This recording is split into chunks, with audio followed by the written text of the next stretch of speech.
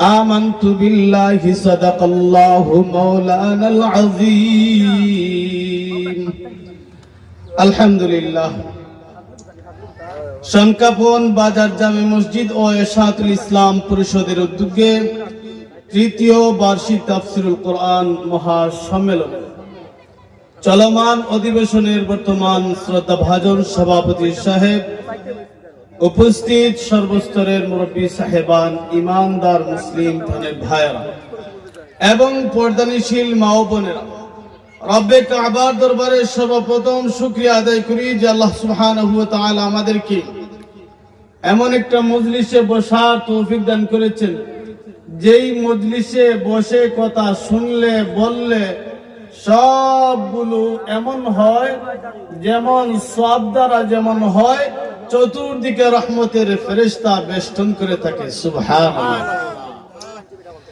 আমি আপনাদের সামনে সূরাতুল ইউনূস এর 62, 63 এবং 64 নম্বর আয়াত, অর্থাৎ তিনখানা আয়াত আমি আপনাদের সামনে তিলাওয়াত করেছি। রব্বে কাবা আরশের মালিক যাই বলেন এই আয়াতের মধ্যে, আমার তো এত বলার সময় নাই, তো আমি সংক্ষিপ্ত আকারে আপনাদেরকে সারমর্মভাবে বলবো। আল্লাহ তাআলা যদি আমাকে তৌফিক দান করেন, ওয়া মা তৌফিক ইল্লা বিল্লাহ। মুহতারাম হাজিরিন, একটু আগে আমাদের অত্র এলাকার যে মাদ্রাসার শিক্ষা সচিব নাজিমে তালিমাত হযরত মাওলানা আব্দুল হাই সাহেব দামাত বারাকাতুহুম গুরুত্বপূর্ণ যেই সমস্ত বিষয় আলোচনা করেছেন, এই সমস্ত আলোচনা যদি আপনারা শোনা অনুযায়ী আমল করেন, আমি মনে করি কামিয়াব। এরপরেও আমি ওনার আলোচনার কিছু অংশ থেকে আমার মনের মধ্যে নিয়ে আসলাম যে একটু স্বতন্ত্র কিছু কথা যেন আমি আপনাদের সামনে বলি। আল্লাহ তাআলা যেন আমাকে তৌফিক দান করেন, সেই উদ্দেশ্যে সূরাতুল ইউনূস, এই সূরাতুল ইউনূসের 62, 63, 64 নম্বর আয়াত, অর্থাৎ তিনখানা আয়াত আমি আপনাদের সামনে তেলাওয়াত করেছি। আল্লাহ বলেন, আলা ইন্না আউলিয়া আল্লাহি লা খাউফুন আলাইহিম ওয়া লা হুম ইয়াহজানুন। ওলি আউলিয়া যিনারা হবেন, আল্লাহর বন্ধু যিনারা হবেন, ওদের দুনিয়াতেও কোনো চিন্তা নাই, আখিরাতেও কোনো চিন্তা নাই। দুনিয়ার কোনো পেরেশানি নাই, আখিরাতেও কোনো পেরেশানি নাই। এবার আসুন ওলি আউলিয়া কারা। দেখেন তাফসীরের কিতাবের মধ্যে যেই সমস্ত লম্বা চূড়া কথা আছে, সময় যেহেতু কম আমি এত লম্বা আলোচনা করতে পারবো না, তো সংক্ষিপ্ত আকারে আপনাদেরকে ধারণা স্বরূপ আমি বলি। তাফসীরে মারিফুল কোরআনের মধ্যে এবং তাফসীরে ইবনে মাজাহ, তাফসীরে মাজহারি আল্লামা সানাউল্লাহ পানিপতি রাহমাতুল্লাহ আলাইহি, এই সমস্ত বড় বড় মুফাসসিরিনে কেরামগণ সেই যেই সমস্ত তাফসীরের কিতাবের মধ্যে কথাগুলো নিয়ে আলোচনা করেছেন, এর মধ্য থেকে আমি আপনাদের সামনে বলি যে ওলি আউলিয়া হচ্ছেন তিনারা যাদের দিকে তাকালে কবরের কথা স্মরণ হয়। ওলি আউলিয়া হচ্ছেন তিনারা যাদের দিকে তাকালে দুনিয়া বিমুখ হওয়ার কথা মনে হয়। ওলি আউলিয়া হচ্ছেন তিনারা যাদের দিকে তাকালে নামাজের কথা মনে হয়। ওলি আউলিয়া হচ্ছেন তিনারা যাদের দিকে তাকালে গুনাহ ছাড়ার কথা মনে হয়। ওলি আউলিয়া হচ্ছেন তিনারা যাদের চেহারার দিকে তাকালে কবরের কথা স্মরণ হয়। ওলি আউলিয়া হচ্ছেন তিনারা যাদের চেহারার দিকে তাকালে আখিরাতের কথা স্মরণ হয়। ওলি আউলিয়া হচ্ছেন তিনারা যাদের চেহারার দিকে তাকালে পুলসিরাতের কথা মনে হয়। ওলি আউলিয়া হচ্ছেন তিনারা যাদের চেহারার দিকে তাকালে আখিরাত তথা জান্নাতের কথা মনে হয়। ওলি আউলিয়া হচ্ছেন তিনারা যাদের চেহারার দিকে তাকালে জাহান্নামের আযাব গজবের কথা মনে হয়। আল্লাহু আকবার। এখন আমাদের সমাজে ওলি আউলিয়া যে কেউ হয়ে যায়। আল্লাহর বান্দা তাফসীরে মাজহারির মধ্যে বলেন, আল্লামা সানাউল্লাহ পানিপতি রাহমাতুল্লাহ আলাইহি। আচ্ছা, এর আগে একটা কথা বলি। সানাউল্লাহ পানিপতি এমন একজন ব্যক্তি जिनार उस्ताद के উনার বড় একজন উস্তাদ আল্লামা ফখরুদ্দিন রহমতুল্লাহ আলাইহিকে গালিবান বোধহয় জিজ্ঞেস করেছিলেন যে আল্লাহ যদি কিয়ামতের ময়দানে জিজ্ঞেস করে তুমি দুনিয়ার জমিনে কি রেখে এসেছো, তো তিনার উস্তাদ বলেছিলেন যে আমি কিয়ামতের ময়দানে বলবো আমার একজন ছাত্র সানাউল্লাহকে দুনিয়াতে রেখে এসেছি। বলেন সুবহানাল্লাহ। এবার কি পর্যায়ের বড় মানুষ, বড় আলেম হতে পারেন, বড় আল্লাহ ওয়ালা হতে পারেন অনুমান করে। তো তিনি বলেন যে ওলি আউলিয়ারা কিয়ামতের ময়দানে এবং দুনিয়াতেও কোনো চিন্তা থাকবে না, পেরেশানি থাকবে না। দুনিয়াতে চিন্তা পেরেশানি নানান ভাবে থাকে, টাকা পয়সা, বাড়ি গাড়ি, আসল বিষয় কত কিছু থাকে। আর আখিরাতে শুধু একটাই থাকবে, একটাই পেরেশানি থাকবে যে কিভাবে আল্লাহ তাআলার হাসর কায়েম হয় আর জাহান্নাম থেকে বাচ্চা জান্নাতি কেমনে হয়, আল্লাহর দিদার কেমনে নসিব হয়, এই সমস্ত পেরেশানি থাকবে।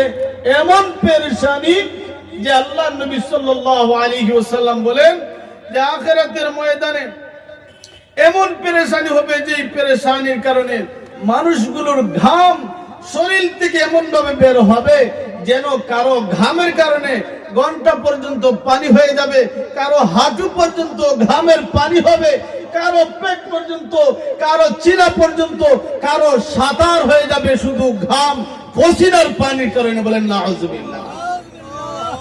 এবার চিন্তা করেন কি পরিমাণ পেরেশানি হবে।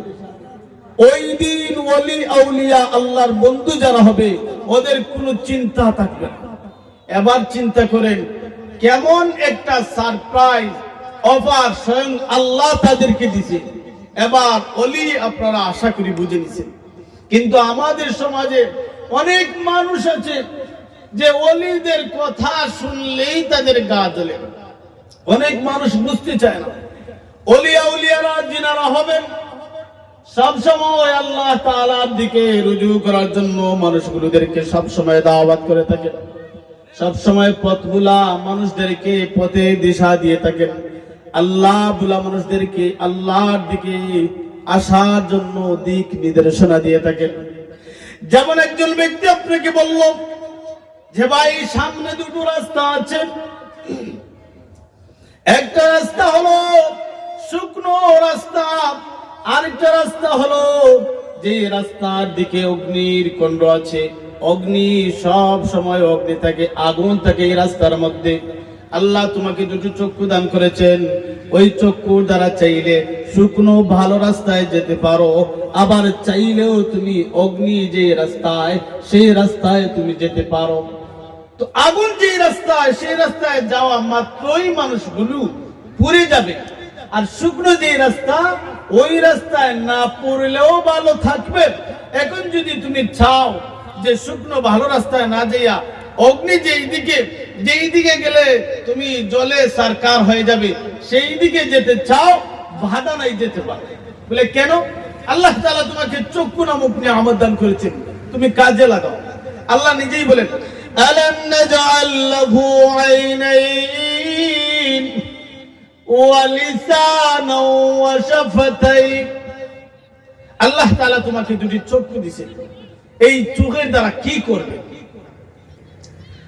আল্লাহর এক বান্দা কিতাবের মধ্যে লেখেন যে আমার যতটুকু শিকার আল্লাহ তাআলা তৌফিক দান করেছেন আমি তার থেকে শিখলাম, জানলাম, বুঝলাম। আর ওই শিক্ষা জানা বোঝা থেকে আমি পেয়ে গেলাম যে আমার ডানের চোখ দিয়েছেন আল্লাহ তাআলা যেন সবের কাজ দেখি আর করি, আর বামের চোখ দিয়েছেন যেন গুনাহ যা করেছি তা খুঁজে বের করে যেন মাফ চাই। কিন্তু আজকে আমাদের সমাজে আমরা সেই দুটো চক্ষু কোন কাজে বের করে চিন্তা করে দেখি। সবের কাজে খুব কমই মানুষ আসে, অথচ আল্লাহ তাআলা তোমাকে দৃষ্টি চক্ষু দিয়েছে, কত বড় নিয়ামত। এরপর আল্লাহ বলেন ওয়ালিসানা ওয়া শাফাতাইন, এই যে জিহ্বা আল্লাহ তাআলা দিয়েছেন, এই জবান দিয়েছেন, জবান না দিলে আপনি আমি কথা বলতেই পারতাম না। আজকে আপনারা আমাকে দাওয়াত দিতেন, যদি আমি কথা না বলতে পারতাম কোনো সময় না। আল্লাহু আকবার, এই যে কথা আপনি আমি বলতে পারি কত বড় নিয়ামত। এই কথা বলার সাথে এই জবানের সাথে আল্লাহ তাআলা দুটি ঠোঁট দিয়েছেন, শাফাতাইন, যেই ঠোঁট না হলে আব্বা ডেকে তুমি কোনো কিছু বোঝাতে পারতা না, আম্মা ডেকে কিছু বোঝাতে পারতা না, পানি নামক নিয়ামত তুমি ভোগ করতে পারতা না। আল্লাহ, এই টুট এত বড় নিয়ামত, যেই টুট যদি না হতো পানি কখনোই তুমি পান করতে পারতো না। দেখেন একবার টুটবিহীন গ্লাসের মধ্যে পানি পান করার চেষ্টা করেন, দেখবেন পারবেন না, দাঁতের ফাঁক দিয়ে পানি বের হয়ে আসবে। আল্লাহু আকবার, কত বড় নিয়ামত আল্লাহ তাআলা আপনাকে আমাকে দিয়েছেন। এই যে মেধা শক্তি আল্লাহ দিয়েছেন, কত বড় নিয়ামত। যেই মেধার দ্বারা আমরা কোরআন বুঝি, হাদিস বুঝি, নবীর বাতানো তরিকা অনুসরণ করার জন্য সেই কথাগুলো বুঝি, আল্লাহর হুকুমগুলি আমরা যেন মানতে পারি, শুনি। এখন যদি মেধা শক্তি দ্বারা সেই ভালো জিনিস না ধরি, কিয়ামতের কঠিন ময়দানে এই সমস্ত নিয়ামতের জবাব দিতে হবে আল্লাহর কাছে। আল্লাহ নিজেই বলেন, সুম্মা লাতুসআলুন্না ইয়াওমাইযিন আনিন নাঈম। যতটা নিয়ামত দিয়েছেন আল্লাহ তাআলা, প্রতিটা নিয়ামতের একবারে যারা যারা করে সবগুলো নিয়ামতের হিসাব একটারও ছাড় দেওয়া হবে। কি ভাবছেন? আজকাল আমরা মনে করি কি জানেন, যে দুনিয়ার কিছু ক্ষমতা পেয়ে মনে করি আমরা সব হয়ে গেছি, দুনিয়ার কিছু জনবল হয়ে মনে করি সব হয়ে গেছি। আল্লাহু আকবার, এই সব আমার কাজে আসবে, আমার কাজে কেবল আসবে নেক আমলগুলো। আপনি যখন মারা যাবেন, আপনার সাথে টাকা, বাড়ি, গাড়ি, নারী কিছুই যাবে না, কেবল একমাত্র শুধু কাফন যাবে সাদা।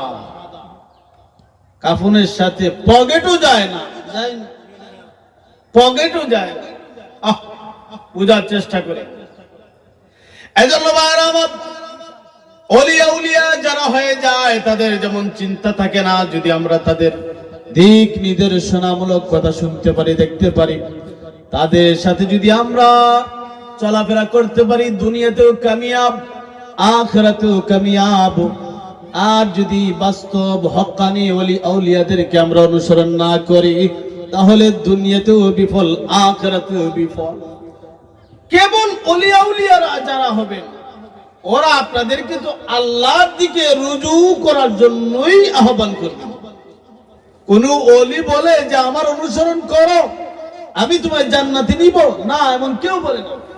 বরং বলেন যে আল্লাহ তাআলার হুকুম মানো, নবী আলাইহিস সালামের তরিকা অনুসরণ করো, তবেই তুমি জান্নাতে যেতে পারো। আফসোস হয় আমরা বুঝি না। ভাইরা, আমাদের সমাজের মধ্যে অনেক মানুষ আছে যারা আমরা অনেকেই অনেক তফাৎ মনে করে রাখি। যেমন আমাদের সমাজের মধ্যে আল্লাহ তাআলা শ্রেণী বিন্যাস করে মানুষ তৈরি করেছেন। কাউকে বয়সে ছোট রেখেছেন, কাউকে বয়সে মধ্যম রেখেছেন, আবার কাউকে বয়স দিয়ে মুরব্বী একটু বয়স্ক করে দিয়েছেন। এমন একটা সময় আসবে প্রত্যেকটা মানুষ দুনিয়া ছেড়ে চলে যেতে হবে। আল্লাহ তাআলা নিজেই বলেন, কুল্লু নাফসিন যায়িকাতুল মাউত ওয়া ইন্নামা তুওয়াফাউনা উজুরাকুম ইয়াওমাল কিয়ামা ফামান যুহজিহা আনিন নার ওয়া উদখিলাল জান্নাতা ফাকাদ ফাজ। প্রত্যেকটা প্রাণী মরণশীল। কিসের বাহাদুরি করো আর কিসের বড়াই করি? আমরা মরেই যাব, কবে মরবো জানি না। যদি জানা থাকতো যে আগামী বছর মারা যাব, তাইলে এই বছর বাহাদুরি করি, সমস্যা কি? এটাই পর্যন্ত আমরা জানি না। আল্লাহ নিজেই বলেন, ইযা জাআ আজালুহুম লা ইস্তাখিরুনা সাআতাও ওয়া লা ইস্তাকদিমুন। কার কখন মরণ আসবে কেউ জানে না। আল্লাহর হুকুম যখন হবে সাথে সাথেই চলে যেতে হবে। আফসোস হয় আল্লাহর কথাটা সহজে কেন বুঝি না। যদি আপনার আমার মোবাইলে মিনিট বা টাকা থাকে সেই পরিমাণ, যেই পরিমাণ কথা বলা যাবে, কথা যখন বলা শেষ সাথে সাথে ফোন কেটে যায়, আর একটা সেকেন্ডও সুযোগ দেয় না আপনাকে কথা বলার। মিনিট শেষ, কথা শেষ, মিনিট, এমবি, টাকা, মেয়াদ শেষ, সব বিচ্ছিন্ন। আর যদি কান্নাকাটি করেন একটা মুহূর্ত আপনাকে সুযোগ দিবে না। তবে হ্যাঁ, লিল্লাহ যদি আনেন তো সুযোগ দেয়, কিন্তু আল্লাহর দরবারে এই সুযোগ নেই। যখন আপনার আমার মরণের সময় আসবে সাথে সাথে মারা যেতেই হবে, যেখানেই থাকেন না কেন। তো বলছিলাম যে মানুষগুলোদেরকে আল্লাহ তাআলা ক্রমান্বয়ে তৈরি করেছেন। কাউকে বয়সে দিয়েছেন ছোট, কাউকে একদম বয়স বেশ, যেমন 60 বছর 70 বছর, কারো 10 বছর, কারো মাঝামাঝি, কম বেশ এরকম বয়স থাকে। কেন দিলেন? আবার কাউকে দেখবেন সৈয়দ বংশের মধ্যে আল্লাহ তাআলা দিয়েছেন, কাউকে দেখবেন পাঠান বংশের মধ্যে দিয়েছেন, কাউকে দেখবেন তালুকদার বংশে দিয়েছেন, কাউকে দেখবেন শেখ বংশে দিয়েছেন। বিভিন্ন ভাবে আল্লাহ তাআলা রাখছে না? কিতাবের মধ্যে, বই পুস্তকের মধ্যে দেখা যায় 256টা বংশ সারা ওয়ার্ল্ডের মধ্যে গোত্র আছে। এবার কয়টার নাম আপনি জানেন আর কয়টা বলেন? তো কেন দিলেন? আল্লাহ নিজে বলেন, ইয়া আইয়ুহান নাসু ইন্না খালাকনাকুম মিন যাকারিন ওয়া উনসা ওয়া জাআলনাকুম শুউবান ওয়া ক্বাবাইলা লিতাআরাফু ইন্না আকরামাকুম ইনদাল্লাহি আতকাকুম। আমি দলে দলে বিভক্ত রাখছি, এমন ভাবে রাখছি তোমাদেরকে যাতে একে অপরের সাথে পরিচয় রেখে চলতে পারো। যদি সবার বয়স 70 হয়ে যায় তো কে কাকে কি বলে ডাকবে? কে কার ছেলে হবে, কে কার মেয়ে হবে? যদি সবার 70 হয়ে যায়, সবার যদি আবার 30 বয়স হয়ে যায়, কে কার ছেলে হবে, কে কার মেয়ে হবে? এর জন্য আল্লাহ তাআলা 10, 15, 20 এরকম রাখছেন, 60, 70, 65 এরকম রাখছেন, যাতে আপনাদের ছেলে সন্তান আমরা হই, আর আমরা যাতে আপনাদেরকে চাচা, বাবা, মামা এরকম আত্মীয়তা বন্ধন হিসেবে ডাকি। কিন্তু এই সমস্ত জিনিস দিয়া সবচেয়ে উত্তম আল্লাহর কাছে কে? চাচা, বাবা, ভাই, বোন এরকম নাকি? বলেন না, আল্লাহ নিজেই বলেন তোমাদের মধ্যে উত্তম হচ্ছে আমার নিকট ওই ব্যক্তি, ইন্না আকরামাকুম ইনদাল্লাহি আতকাকুম, যার তাকওয়া হবে বেশি। সুবহানাল্লাহ। তাকওয়া কিয়া? তাকওয়া হচ্ছে যে আল্লাহকে বেশি ভয় করবে, 5 ওয়াক্ত নামাজ পড়বে, নবী আলাইহিস সালামের তরিকা অনুসরণ করবে, আল্লাহর হুকুম মানবে। যার যত বেশি ভয় থাকবে আল্লাহকে দিয়ে, তার তত তাকওয়া, আর যার যত বেশি তাকওয়া হবে সে তত বেশি আল্লাহর কাছে নৈকট্যশীল হবে। সুবহানাল্লাহ। এখন যদি কোনো মানুষকে পার্থক্য করে ছোট করতে চায়, তাহলে আল্লাহর কোরআনের বিরোধিতা হয়ে যাবে। কারণ শ্রেণীবিন্যাস কে করেছেন? আল্লাহ। কে দিয়েছেন? আদম আলাইহিস সালাম আমাদের পিতা, হাওয়া আলাইহিস সালাম আমাদের মা যখন আসছিলেন, তো আমরা কি তখন আসছিলাম না? আল্লাহ তাআলা ক্রমান্বয়ে আমাদেরকে প্রেরণ করেছেন। কিয়ামত পর্যন্ত মানুষগুলো আসবে, এমন হবে একবারে কিয়ামতের আগ মুহূর্তেও মানুষ দুনিয়াতে আসবে, এমনকি হামেলা মায়ের পেটের মধ্যেও থাকবে, আর ওই সন্তানগুলো পর্যন্ত প্রসব হবে কখন? আল্লাহ তাআলা বলেন, ইয়া আইয়ুহান নাসু তাকু রাব্বাকুম ইন্না যালজালাতাস সাআতি শাইউন আযীম ইয়াওমা তারাউনাহা তাযহালু কুল্লু মুরদিআতিন আম্মা আরদাআত। এই আয়াতের মধ্যে আল্লাহ তাআলা বলেন যে কিয়ামতে নাকি যখন সিংহা প্রথম ফু দিবেন, আসমান জমিন সব ভেঙে যাবে, চুরমার হয়ে যাবে, জমিন দুলুবালু হয়ে যাবে। ওই সময় এমন হবে যে কবর থেকে মানুষগুলো পাগল হয়ে উঠবে, দুনিয়ার জমিনে মানুষ পাগল হয়ে যাবে। কিছু মায়েরা থাকবে দুধ পান করানো অবস্থায় তাদের ছেলে মেয়েদেরকে, ওই সময় সে এটা অনুমানই করতে পারবে না সে যে দুধ পান করাচ্ছে। কিছু মা বোন থাকবে হামেলা গর্ভ অবস্থায়, প্রসব কেমনে হবে সে নিজেই টের পাবে না। আল্লাহু আকবার।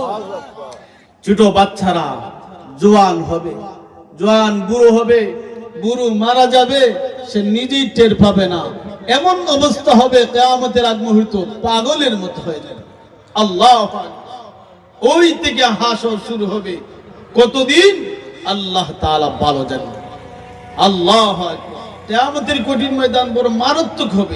এজন্য ভাই আমার, বন্ধু আমার, আল্লাহ তাআলা যেন আমাদেরকে সব সময় হক্কানি ওলি আউলিয়ারা যিনারা তাদের সাথে সংস্পর্শ হয়ে দিক নিদর্শন নিয়ে যেন আমরা চলতে পারি, আল্লাহ তাআলা বুঝার তৌফিক দান করেন। আমিন।